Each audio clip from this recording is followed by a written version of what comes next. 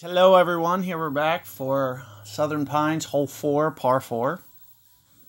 Very interesting hole here. A couple of different ways to go about playing this.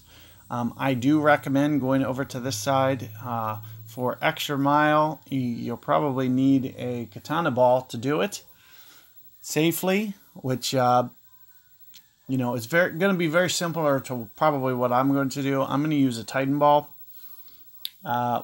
If I get a downwind, I'll be able to get away with a Quasar. But ooh, wow, that was aggressive. Not used to seeing that. However, going around to that left-hand side can definitely be risky.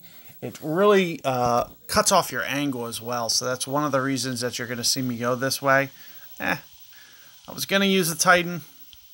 This is more of a side wind than I actually thought.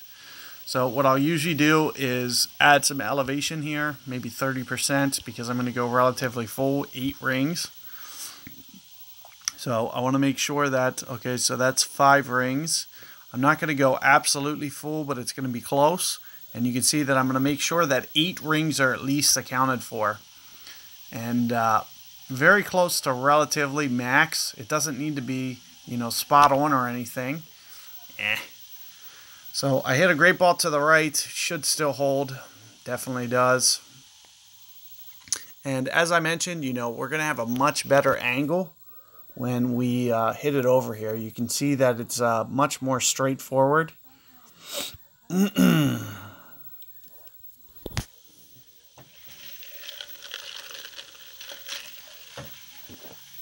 So here you can see my opponent, he's going to have to land very, very tight towards that rough and add a lot of curl to it. So with a Goliath, you are going to have a lot of spin at your disposal. Chances of you being able to hit this very well, you can still do it, but it's not going to give you a hole-out type potential. Whereas I should still be good. Now what I usually do, this is a little bit uphill, so you're going to see that I'm going to lower my elevation just slightly. And should probably go very close to max as well. I usually try to stick between right around 4 to 5 backspin. And it looks like in this situation, you can see with my ball guide at 4, that's basically right on the hole, 3.9 rings. And notice that I am aiming off this cliff.